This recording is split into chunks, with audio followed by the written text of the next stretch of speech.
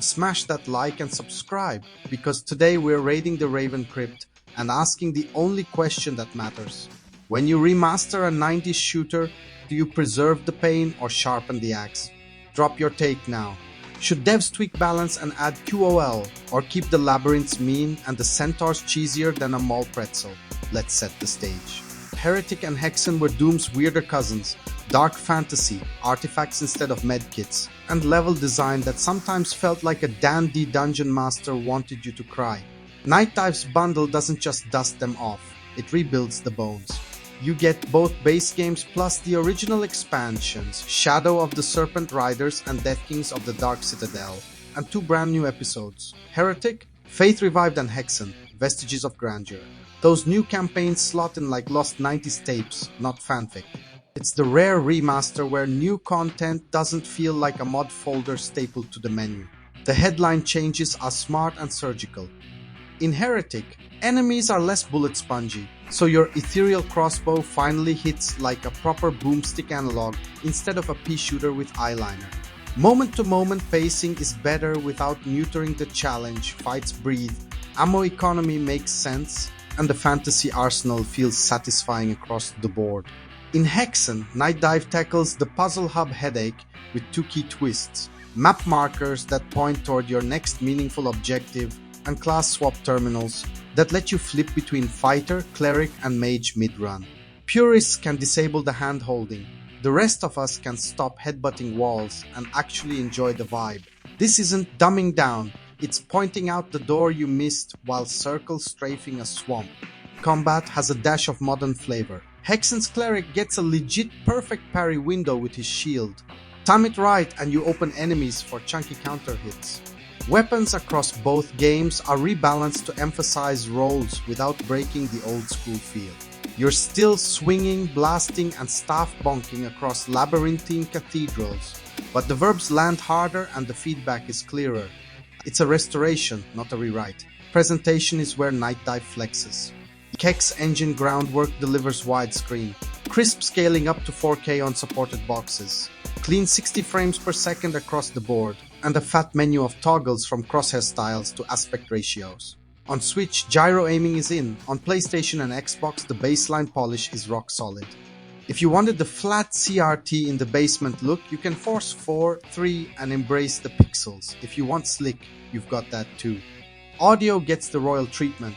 Originals and a new remixed soundtrack from Andrew Hulshalt that absolutely rips without drowning the nostalgia. Flip between them and tell me you don't grin when the cathedral track drops like a lost tape from a dungeon synth band. Nightdive also went full museum rat. The Raven Vault packs concept art, texture sheets, enemy designs, even resurrected scrapped models, so the history lesson is baked into the package. It isn't System Shock 2 levels of exhaustive, but it's a meaningful nod to preservation that makes the bundle feel curated instead of just ported. Multiplayer, it's here and surprisingly beefy. Co-op and deathmatch are supported online and LAN, with split screen in the mix and crossplay matchmaking pools on platforms that support it. When the connection's clean, it's a nostalgia slam dunk. When it isn't, expect some judder or I just teleported to my buddy's zip code moments. This won't replace your modern arena shooter, but a Friday night Hex and Rocket party hits the spot. So what's the catch? Old design is still old. Heretic is basically a Doom derivative with a fantasy coat of paint and an inventory that lets you break fights in creative ways. If 90s key hunts, raise your blood pressure. The new episode will thrill you less than it thrills me. Hexen remains a hub puzzle box where progress is a scavenger hunt, better with markers, still not for everyone. Think Metroidvania logic, not corridor pop and drop. Also, on some platforms, the curated mod list starts small compared to PC's endless buffet, and multiplayer sometimes throws network tantrums. On Switch, you've got gyro goodness, but not a native Switch 2 build with 120 frames per second. On PS5 Series PC, you can go wild if your setup supports it. Mouse keyboard, split screen, LAN, feature parity varies, so check your platform's specifics before you cosplay speedrunner. The new content deserves its own high five. Faith Revived and Vestiges of Grandeur feel authentic. Long, tense maps with nasty ambush choreography and devious secrets, plenty of vertical play, and combat arenas that make your kit sing. This is where the balanced tweaks shine. You're not just circle strafing, you're managing space, crossing parries, cycling artifacts, and solving fights like weird little physics puzzles. It's the kind of design where you can smell the mapper's grin through the screen. Value check for the Wallet Guardians. At $14.99, you're getting 2 foundational FPS, their expansions, 2 brand new episodes, modern controls, performance upgrades, QOL, a soundtrack suite, a museum, and multiplayer. That's a chunky package, the only fair but no Heretic 2 or Hexen 2 yet. Those are Quake Engine descendants with a messier rights history, so temper expectations and hope Nightdive gets another swing. So, tweak or preserve, here's the veteran game take. The point of remastering isn't to amber freeze the past, it's to make the original intent legible to modern players. Nightdive's approach here is restorative. The nerfed sponges make Heretic's weapons feel like weapons. Hexen's markers respect your time without replacing your brain. Optional toggles keep the gate open for masochists and historians. That's the line to walk, and they mostly nail it. Who's this for today in 2025? If you love boomer shooters that aren't just Doom with a filter, this is essential.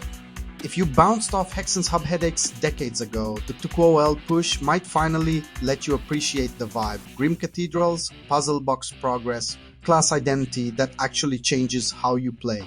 If you want a straightforward corridor shooter with zero backtracking, you'll be happier booting a modern throwback. And if your heart beats to Land Knights, the deathmatch stack and co-op are spicy enough to justify a group buy. Verdict: Heretic plus Hexen is a respectful resurrection with teeth, thoughtful tweaks, authentic new content, and modern comforts that don't smother the 90s soul. It's not for every palate, but for everyone who's craved swords, staves, and shrines instead of shotguns and keycards, this is the good stuff. Now argue with me.